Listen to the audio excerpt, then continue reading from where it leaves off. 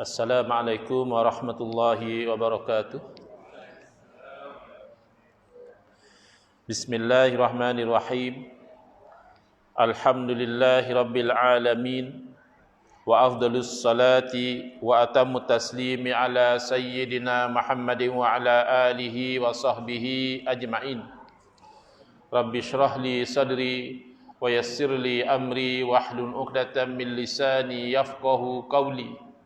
Subhanaka la ilma lana illa ma 'allamtana innaka antal alimul hakim. Allahumma akhrijna min zulumatil wahmi wa akrimna binuril fahmi waftah alaina bima'rifatil ilmi wa sahhil akhlaqana bil hilm waj'alna mimman yastami'una al-qawla fayattabi'una ahsana. Allahumma آت نفوسنا تقواها وزكها أنت خير من زكاها أنت وليها ومولاها. اللهم أرنا الحق حقا وارزقنا اتباعه وأرنا الباطل باطلا وارزقنا اجتنابه. اللهم انفعنا بما علمتنا وعلمنا ما ينفعنا وزدنا علما وهدى. أما بعد. Alhamdulillah, muslimin, muslimat, hadirin hadirat yang saya hormati. Moga-moga kita semua dirahmati dan diberkati oleh Allah Subhanahu wa taala. Dan moga-moga kita semua dikurniakan oleh Allah Subhanahu wa taala kefahaman yang baik di dalam urusan agama sesuai dengan sabda junjungan Nabi Muhammad sallallahu alaihi wasallam, man yuridillahu bihi khairan yufaqihu fid din. Barang siapa yang Allah Ta'ala nakkan dengan dia kebaikan, nescaya Allah berikan dia faham dalam urusan agama. Dan juga moga-moga kita semua dihiasi dengan akhlak yang mulia, sesuai juga dengan sabda junjungan Nabi Muhammad sallallahu alaihi wasallam, innama bu'istu liutammima makarimal akhlak. Hanya saja aku dibangkitkan demi untuk menyempurnakan kemuliaan akhlak. Malam ni insya-Allah kita akan menyambung pengajian kuliah Maghrib bulanan hari Rabu yang kedua di surau Nurul Iman. Keramat Bangsa menggunakan kitab Kekeliruan Umat. Inilah jawapannya, susunan Al-Fadhil Ustaz Mahathir bin Haji Jul hafizahullah ta'ala wa nafa'ana bihi wa bi'ulumihi fid daraini amin. Sekarang kita telah menuju kepada hujung kepada bab yang pertama berkaitan tentang tajuk bid'ah. Cetakan lama di muka surat 34, hukum mengatakan bid'ah terhadap perkara-perkara khilafiyah dan perkara yang sabit dengan hadis yang dhaif. Khusus tentang hadis dhaif itu nanti akan ada perbincangan pada bab yang keempat.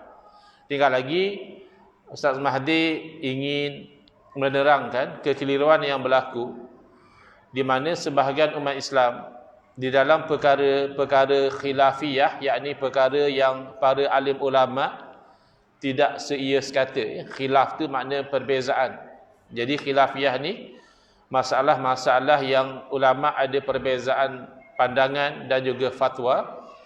Lalu mereka mengambil pendirian membid'ah sesatkan pandangan yang ulama yang tidak sesuai dengan kefahaman mereka. Ini yang nak disentuh oleh Ustaz Mahathir. Dan yang kedua adalah mereka juga membid'ah sesatkan amalan-amalan yang dianjurkan oleh para ulama. Alasannya kerana amalan itu disandarkan kepada hadis yang dhaif. Jadi macam mana sikap sebegini? Contoh yang mungkin ada berlaku dalam masyarakat kita. Misalnya ulama khilaf. Salah satu masalah khilafiyah adalah hukum membaca kunut ketika solat subuh. Kita di sini biasa baca kerana rata-rata kita ini bertaklid kepada mazhab Syafi'i. Pendirian pandangan ulama-ulama mazhab Syafi'i dan Al-Imam Syafi'i rahimahullah taala sendiri membaca kunut ketika solat fardu subuh hukumnya adalah sunat ab'ad. Ya? Maknanya kalau kita buat dapat pahala, tak buat tidak sampai berdosa, tapi disunatkan kita tampung dengan sujud sahwi. Ya? Tetapi ini bukan masalah yang disepakati oleh semua ulama, tidak. Ulama-ulama yang hebat lain daripada Imam Syafi'i rahimahullah taala ada yang berbeza pandangan. Misal Al-Imam Abu Hanifah rahimahullah taala yang bahkan dipuji keilmuan dan jasanya oleh Imam Syafi'i, beliau mempunyai pandangan yang berbeza, iaitu tidak sunat membaca kunut, doa kunut pada solat fardu subuh. Imam Malik rahimahullah taala juga ulama yang hebat, guru pada Imam Syafi'i, berpendirian bahawa sunat. Imam Syafi'i sebagaimana kita tahu berpendirian kata sunat. Imam Ahmad bin Hanbal rahimahullah taala itu murid kepada Imam Syafi'i. Tetapi setelah beliau itu mencapai martabat mujtahid, boleh berijtihad sendiri, boleh mengeluarkan fatwa sendiri, beliau mempunyai pandangan yang berbeza. Di sisi beliau tidak sunat. Jadi secara ringkas kita faham masalah membaca kunut, doa kunut pada solat fardu subuh ini adalah masalah khilafiyah. Sebahagian ulama menghukumkan sunat dapat pahala dan sebahagian menghukumkan tidak sunat. Lalu berlaku, ini bukan cerita rekaan, berlaku di negara kita, segelintir orang bila dia berpegang bahawa membaca kunut subuh itu tidak sunat, maka dia menganggap orang-orang Islam yang membaca doa kunut subuh itu buat bid'ah yang sesat. Ini sampai kepada kita, misalnya ada antara mereka yang memberitahu kepada imam surau atau imam masjid, imam surau, bahawa nanti ketika solat subuh kata dia imam jangan baca doa kunut. Sebab bagi dia doa kunut itu bid'ah. Jadi dia jangan buat. Bid'ah ni sesat. Lalu imam tu risau juga sebab di tempat kita kan biasa baca doa kunut subuh. Jadi dia tanya, habis tu kalau makmum jemaah tanya saya nanti, macam mana saya nak jawab? Jadi jawab dia, imam cakaplah, kata imam lupa. Dia tengok. Baca kunut subuh masalah khilaf. Ya, kalau kamu taklid kepada yang kata sunat pun boleh, taklid kepada ulama yang kata tidak sunat juga boleh. Tetapi menipu itu kan tidak ada khilaf. Haram. Berdosa. Jadi kamu lari daripada masalah khilaf, kamu terjerumus kepada perkara yang haram, tidak ada khilaf. Imam pula ilajar menipu. Kan? Imam tu sepatutnya orang yang jujur, orang yang wara', orang yang soleh, tapi semata-mata ta'assub dalam masalah khilaf ini, diajarnya imam tu supaya menipu. Dan ada satu orang buat posting di Facebook dia, dia kata, syukur alhamdulillah akhirnya saya berjaya juga meninggalkan kunut subuh. Punya bersyukur tinggal kunut subuh. Kita dah ingat tinggal berjudi ke, ya, tinggal minum arak, oh syukur alhamdulillah, ya, saya sekarang dah tak berjudi lagi. Okeylah, benda haram. Paling tidak benda yang ada ulama kata haram atau ulama kata makruh, akhirnya saya berjaya juga meninggalkan tabiat menghisap rokok. Nampak juga jalannya. Sebab kata-kata ulama antara makruh dengan haram. Tak adalah saya jumpa ya kata sunat ke, ya, dan sebagainya. Kalau ada tu atas exceptional case lah, ya. Boleh ke hisap rokok jadi wajib? Exceptional case lah. Kalau orang tu misalnya dia dah berdiri di tepi bangunan, ya, dia tu nak bunuh diri, stres. Jadi ada orang pujuk, kan selalu macam tu lah. Anggota bomba atau siapa pergi pujuk, janganlah, ya. Dia pun stres, dia kata bagi saya rokok sebatang, saya baru boleh fikir dengan tenang. Kan selamatkan nyawa tu wajib. Masa tu boleh jadilah, ya, isap rokok tu wajib supaya nak selamatkan nyawa dia daripada terjun bangunan, bunuh diri. Tapi kata-kata hukum sekitar makruh atau haram. Maka kalau tinggal, logiklah bersyukur, ya. Paling tidak tinggal benda makruh, takkan tinggal benda haram. Ini baca kunut subuh yang dia bersyukur tinggal. Kenapa? Kerana ditanamkan dalam fikiran dia membaca kunut subuh itu bid'ah yang sesat. Jadi bila tinggal bid'ah sesat, ya alhamdulillah, syukur. Ini masalah. Dan misal contoh membid'ah sesatkan amalan yang sabit dengan hadis yang dhaif, ialah amalan yang kerap kita amalkan. Bukan kita orang Malaysia saja, orang Indonesia juga sama. Rata-rata lepas bagi salam, Assalamualaikum warahmatullahi, ya eloknya macam itulah. Masa Assalamualaikum tu kita masih menghadap kiblat lagi. Bila warahmatullah baru kita berpaling, dan hukum berpaling itu sunat. Maknanya kalau ada orang sakit leher atau apa, susah nak paling, tegak je, Assalamualaikum warahmatullahi, dah selesailah yang rukun. Habis yang kedua itu sunat. Kita kata salam ke kanan, salam ke kiri. Yang lebih tepat salam pertama dan salam kedua. Sebab berpaling ke kanan dan kiri itu kalau tak buat pun sembahyang masih sah. Adapun salam yang pertama itu rukun, kena buat. Dan salam kedua adalah sunat, dapat pahala buat. Jadi kalau kita nak buat yang sunat tadi, yang eloknya Assalamualaikum, masih menghadap kiblat lagi, Assalamualaikum warahmatullahi. Ada yang macam ni? Mungkin style Jepun atau apa kan, tunduk-tunduk macam tu. Yang setakat kita mengaji tak jumpalah sunat tunduk kepala dulu. Mungkin terikut-ikut tengok orang buat pun kita pun buat. Yang buat tu pula dia ambil lajak. Nak kepaling tu kan, Assalamualaikum warahmatullahi boleh je, tapi nak ambil lajak. Biar power sikit. Assalamualaikum warahmatullahi. Assalamualaikum warahmatullahi. Tunduk tu tidak ada tuntutan. Dan silap-silap kalau menjadikan pergerakan yang banyak, bimbang kalau batal ya. Jadi apa yang kita buat? Sapu muka, kan? Sapu muka. Jadi sapu muka tu kata ulama kita hukumnya adalah sunat. Tak nak buat pun tak apa. Lepas Assalamualaikum warahmatullahi, Assalamualaikum warahmatullahi, terus bangun atau terus berwirid ya. Tak sapu muka boleh. Sebab benda sunat ni kalau tinggal pun tidak ada masalah. Bahkan benda itu pula lepas solat. Sebab bagi salam tamu tu dah selesai kira-kira solat kita. Lalu apa yang kita buat lepas solat tu terpulanglah. Ya. Lalu ada orang tak bagi ni sapu muka lepas solat ni bid'ah. Jangan buat. Kita kata kan ada hadis bahawa Nabi SAW selepas bagi salam bagi dia sapu muka seraya berdoa. Tapi hadis tu dhaif. Ini yang Ustaz Mahdi nak terangkan ni. Bila hadis tu dhaif yang kamu bid'ah sesatkan dia, kenapa? Kita tengok yang pertama terlebih dahulu.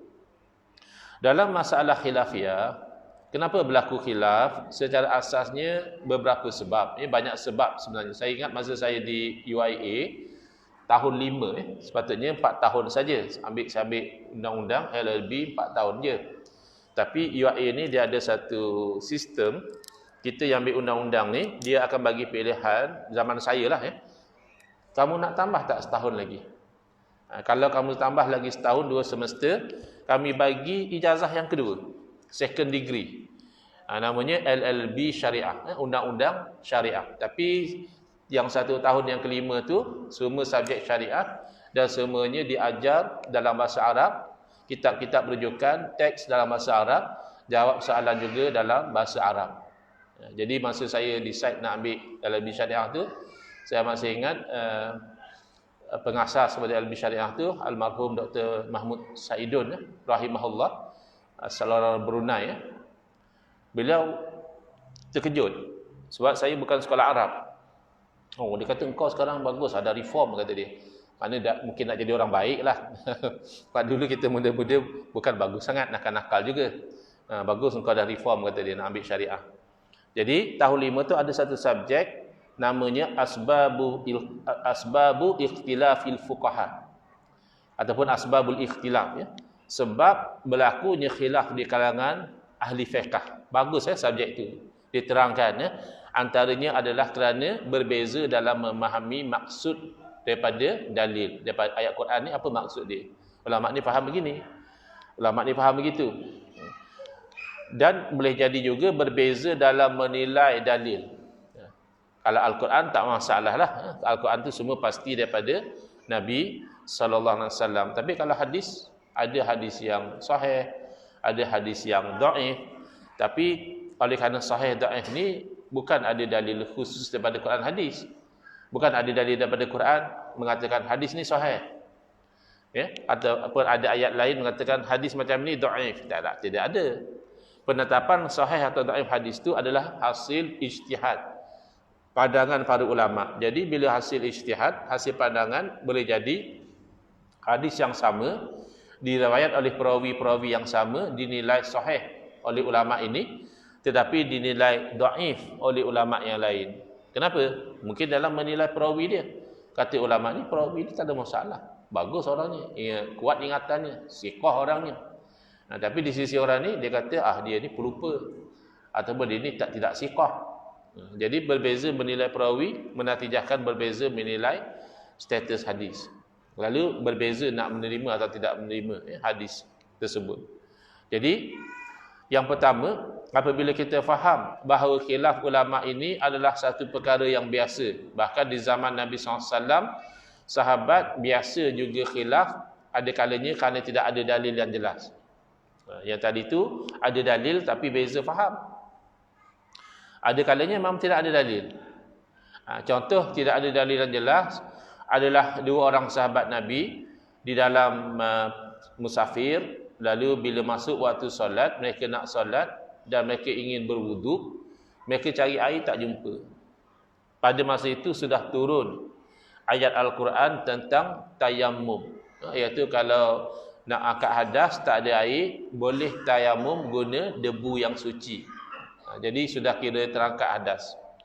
Lalu mereka amallah dengan dalil. Dalil itu jelas, mereka amalkan masing-masing tayammum dan solat. Selepas daripada itu, mereka teruskan perjalanan, mereka jumpa air, mana boleh berwuduk. Dan waktu solat masih ada lagi. Contohlah, katakan mereka solat dengan tayammum tadi, solat zuhur. Jalan-jalan jumpa air itu, zuhur masih ada. Lalu kat situ dalilnya tak ada. Katakan kalau dah solat dengan tayammum, lalu berjumpa dengan air dalam keadaan waktu solat masih ada, perlu ulang solat atau tak perlu? Jadi tidak ada dalil. Kalau dalil suruh tayammum ada. Tapi kalau sudah tayammum dan solat, jumpa air nak kena ulang balik ke tak perlu ulang, itu tidak ada dalil yang jelas. Maka satu orang sahabat dia ambil wuduk dan dia solat lagi sekali. Dan satu orang lagi dia kira cukuplah, tadi dah solat dah. Kan tayammum kira untuk angkat hadas. Sembahyang dalam keadaan suci pada hadas, dia selesai. Lalu bila berjumpa dengan Nabi SAW, masing-masing menceritakan kisah tersebut kepada Nabi SAW, dan baginda mengatakan kepada yang solat hanya satu kali, asabtas sunnah, kamu buat tu sudah kena dengan sunnah. Maknanya itulah caranya, satu kali dah memadai. Adakah Nabi SAW bersabda kepada yang seorang lagi yang solat dua kali, adakah Nabi berkata kamu ni buat bid'ah? Salat sekali dah cukup, kamu pergi tambah satu kali ni bid'ah, sesat. Adakah Nabi SAW bersikap demikian? Tidak. Walaupun Nabi kata kepada yang salat satu kali, yang kamu buat tu dah kena, Nabi bersabda kepada yang salat dua kali, walakal ajru marrataini, dan bagi kamu pahala dua kali. Ini menunjukkan Nabi SAW meraihkan perbezaan pandangan di kalangan para sahabat, kerana tidak ada dalil.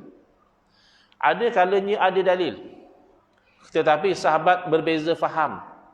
Sahabat ni faham dalil tu macam ini, sahabat yang lain faham dalil yang sama macam lain. Pun Nabi SAW mengiktiraf juga. Dalam kiranya post-war, selepas daripada peperangan Al-Ahzab, peperangan tentera bersekutu menyerang Madinah, atau dikenali juga sebagai peperangan Al-Khandaq, peperangan parit. Kerana strategi perang yang diadop oleh Nabi SAW pada ketika itu adalah menggali parit di keliling kota Madinah supaya musuh susah nak masuk. Lalu selepas peperangan tersebut, Allah SWT memerintahkan Nabi SAW supaya menyerang Yahudi Bani Quraizah. Kerana Yahudi Bani Quraizah dalam peperangan tersebut, instead of mereka sebagai penduduk Madinah membantu Nabi SAW berjuang mempertahankan Madinah, mereka belot dan bersekongkol dengan musuh. Kalau zaman kita ni, kesalahan ini dipanggil treason. Treason ni banyak negara hukuman mati. Setakat yang saya belajar undang-undang, dalam undang-undang negara kita tak ada istilah treason. Tapi ada kesalahan yang hampir sama diistilahkan dalam penal code, dalam kanun keseksaan, waging war against, yang di Pertuan Agong, melancarkan perang terhadap Yang di-Pertuan Agong pernah digunakan terhadap kumpulan Al-Ma'unah dan hukumannya memang ada hukuman mati. Sebab kesalahan itu serius. Dia khianat pada negara. Lalu Nabi SAW berpesan pada para sahabat, tentera-tentera yang dihantar ke kampung Bani Quraizah, la yusalliyanna ahadunil asra illa fi Bani Quraizah. Jangan seorang pun daripada kamu sembahyang asar kecuali di tempat Bani Quraizah. Jelas tak dalil? Ada dalil. Mana dalam misi menyerang kampung Bani Quraizah ni, jangan sembahyang asar kecuali bila dah sampai di tempat kampung Bani Quraizah. Sepatutnya dah jelas. Tetapi dalam perjalanan masuk waktu asar, lalu sahabat-sahabat ada yang nak solat, dan sahabat yang lain kata, kan Nabi pesan jangan solat kecuali di kampung Bani Quraizah. Lalu yang nak solat mereka jawab, tak, bukan Nabi maksud macam tu, bukan yang maksudnya jangan solat, tapi maksudnya adalah kita tu bergerak dengan cepat, jangan lambat. Sekira-kira asar tu dah sampai sana, tapi dah kita lambat, kita solat dah dulu. Kan dalam Quran kata, innas salata kanat alal mu'minina kitaban mauquta. Sesungguhnya solat ke atas orang mukmin itu kewajipan yang berwaktu. Ni waktu dah masuk. Kalau kita tak solat sekarang, nanti keluar waktu nanti. So habis Nabi kata jangan solat, itu maksud Nabi cepat. Ada uslub, contohnya lah macam kita kata kita nak pergi ke Kedah, ya. So nanti kita akan singgah solat asar di Ipoh, kata kita. Kita tak payah solat lah kecuali di Ipoh, nanti baru kita solat. Sebab kita jangkaan perjalanan tu cepat. Asar tu dah sampai di Ipoh, rupanya ada berlaku kebalangan, ada orang baiki jalan, ya, delay. Asar tu kita baru misal kata lalu Bukit Beruntung. Kalau kita tunggu nak sembahyang di Ipoh ni tak sempat ni, ya. Terus kita sembahyang dululah. Tadi kata jangan sembahyang kecuali di Ipoh. Tak, maksudnya kita tu jangkanya asar tu di Ipoh dah. Masalahnya sekarang delay, kita solat dah dulu. Jadi ada sahabat faham macam itu. Maksud Nabi tu jangan sembahyang kecuali di kampung Bani Quraizah tu jangan lambat. Kira-kira asar tu dah sampai sana dah.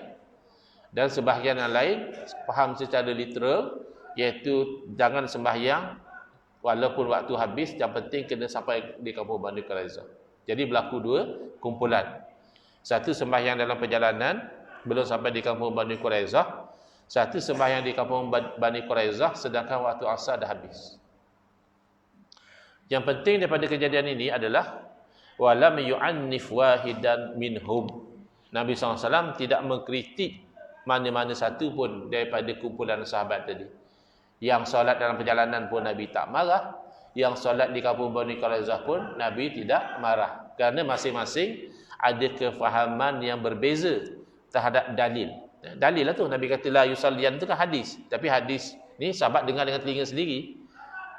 Dalil lah tu, tetapi difahami dengan cara yang berbeza.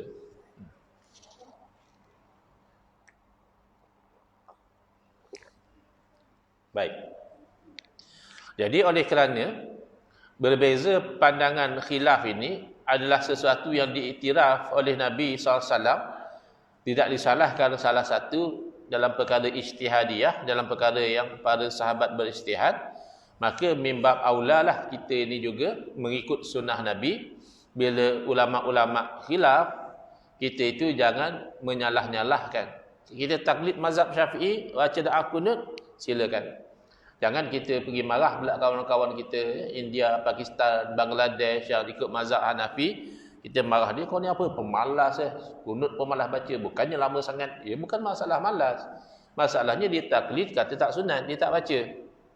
Atau sebaliknya, jangan dia pula marah kita. Kau ni apa buat benda yang tak sunat? Ya, susah je. Lah, kamu yang tak sunat. Sisi kami sunat. Tapi ada golongan yang dia bila di Malaysia ni, dia dah tahu kata Malaysia ni ramai orang yang taklid mazhab Syafi'i, dia duk jual, pendapat yang kuat adalah tak baca kunut. Ya, yang Imam Syafi'i pandangannya lemah. Kau siapa nak kata pandangan Imam Syafi'i lemah, bang? Saya ada PhD. PhD kau banding dengan ilmu Imam Syafi'i tak kat mana, bang? Ulama hebat macam Imam Abu Hanifah mempunyai pandangan yang berbeza dengan pandangan Imam Syafi'i pun, pandangan Imam Abu Hanifah tidak membatalkan ijtihad Imam Syafi'i. Kamu sangka pandangan kamu boleh membatalkan pandangan Imam Syafi'i? Tak mungkin. Maka benda khilaf, kita kata khilaf lah. Begitu juga sebaliknya di India. Ini kawan-kawan yang belajar di India, mereka cerita kumpulan macam ni. Di India dia kata baca kunut tu sunnah. Siapa yang tak baca kunut, dia dah tinggal sunnah Nabi. Loh. Di tempat yang ramai Hanafi yang pegang kata kunut tak sunat, kau ketegak, kau berdegil nak kata kunut sunat. Di tempat yang ramai mazhab Syafi'i dah tahu kata sunat sunat, kau berdegil nak kata kunut tak sunat. Jadi perangai itu nak macam nak cari konflik. Lebih cenderung nak cari gaduh dengan masyarakat setempat. Jadi sepatutnya tidak demikian.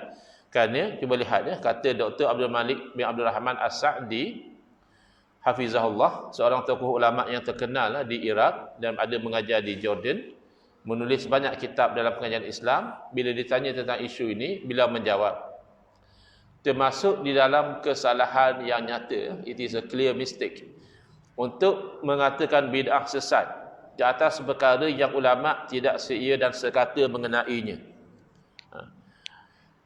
Dan daripada sudut sabitnya dan ketiadaannya, maknanya dalilnya kuat ke lemah, tu ulama beza pandangan. Contoh, untuk mazhab Syafi'i kata sunat baca doa kunut, kerana bagi mereka dalil itu dah jelas. Dalam hadis disebutkan bahawa Nabi SAW berkunut selama sebulan. Lalu selepas sebulan Nabi SAW meninggalkan baca kunut. Wa amma fi subhi falam yazal yaknut hatta faraqad dunya. Adapun dalam salat subuh, Nabi SAW sentiasa berkunut sehinggalah baginda berpisah dari dunia. Maknanya sehinggalah baginda wafat. Nabi tak pernah tinggal kunut subuh. Kan jelas dalam hadis tadi. Habis yang ditinggalkan tu kunut mendoakan kecelakaan ke atas beberapa kabilah Arab yang khianat membunuh sahabat-sahabat Nabi. Nabi dah tolong mereka. Tiba-tiba mereka bunuh, rampas binatang-binatang ternakan. Lalu Nabi doakan bala ke atas kabilah ini. Lalu Allah larang. Allah tak bagi. Nabi SAW mendoakan bala. Bayangkan, orang dah khianat macam tu, kepada Nabi SAW pun Allah tak bagi doa bala. Makanya dalam kehangatan kempen politik ni, tak payahlah doakan bala pada kawan yang tak sama pandangan dengan kita. Biasalah tu politik.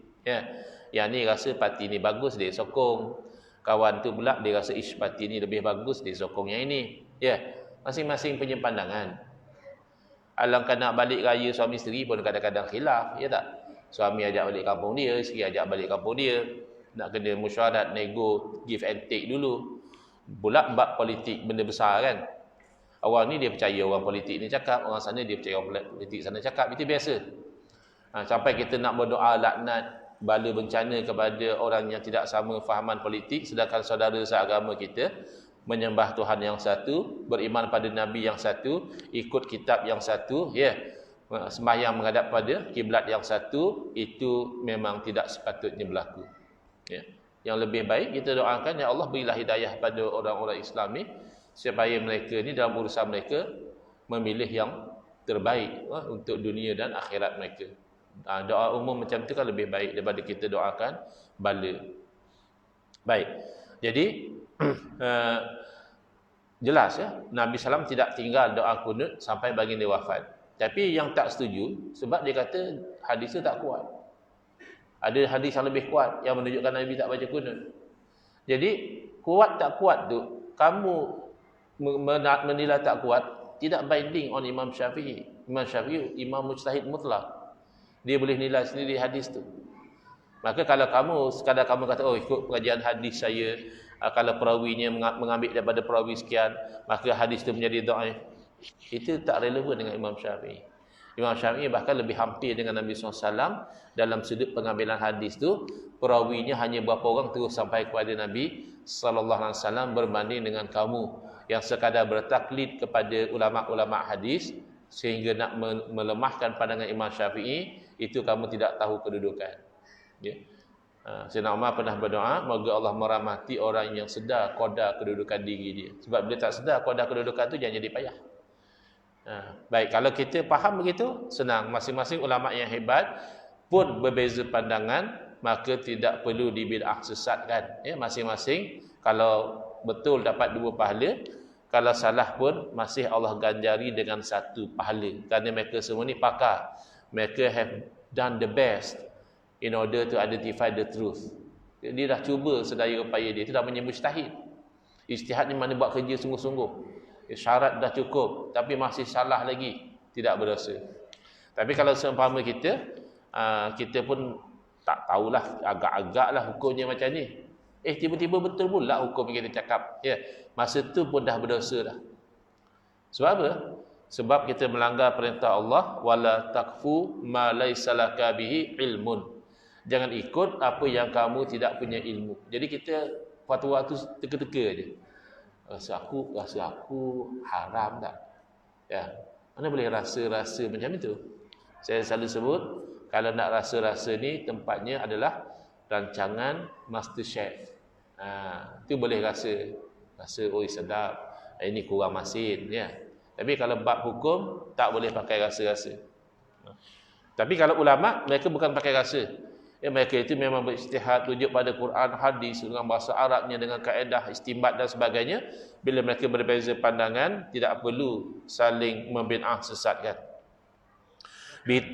Ya.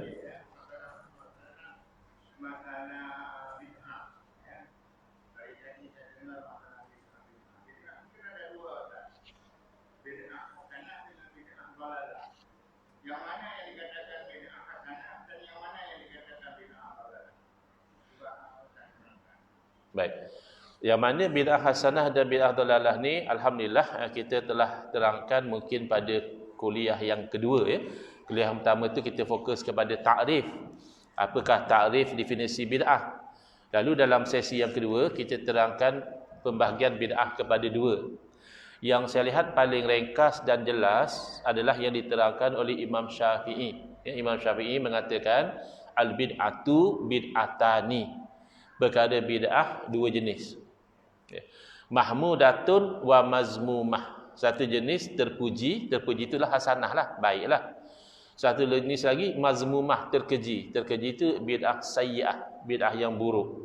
Baik. Bila ada yang baik, ada yang buruk, mesti ada beza. Apa beza dia? Kata Imam Syafi'i, fama wafaqas sunnata fahuwa mahmud. Mana perkara bid'ah yang selari dengan sunnah. Maknanya apa selari dengan sunnah? Selari dengan syarak, selari dengan ajaran Nabi. Ya, bid'ah macam itu terpuji, hasanah. Yang mana perkara bid'ah yang bercanggah dengan sunnah, wa ma khalafaha, yang bercanggah dengan sunnah, yang bercanggah dengan syarak, bercanggah dengan ajaran Nabi, bid'ah macam itu terkeji, maknanya buruk. Ya, jadi nak tahu sama ada sesuatu perkara baharu itu selari atau bercanggah dengan syarak, itu tugas para alim ulama.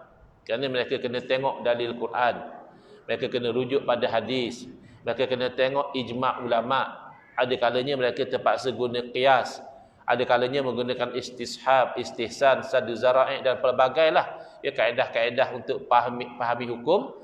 Lalu mereka sampai pada hukum mengatakan ini harus. Mereka kata ini bid'ah, ini boleh buat sebab tak melanggar hukum. Bila mereka kaji, ini ada melanggar ni satu larangan, ya. Misalnya lah, saya ambil contoh, zaman Nabi tidak ada dilakukan pembedahan tukar jantina, transgender, ya. Lelaki dia potong-potong, dia adjust, dia kata dah jadi perempuan. Zaman Nabi tidak ada. Bila tidak ada zaman Nabi, by definition itu bid'ah. Maka ulama tak bolehlah kata ini bid'ah urusan dunia, tak apa, tak. Ulama tengok bercanggah dengan dalil Nabi larang lelaki menyerupai wanita dan larangan mengubah kejadian Allah Ta'ala. Maka ketika itu dikelaskan bid'ah itu sebagai bid'ah yang buruk, ya.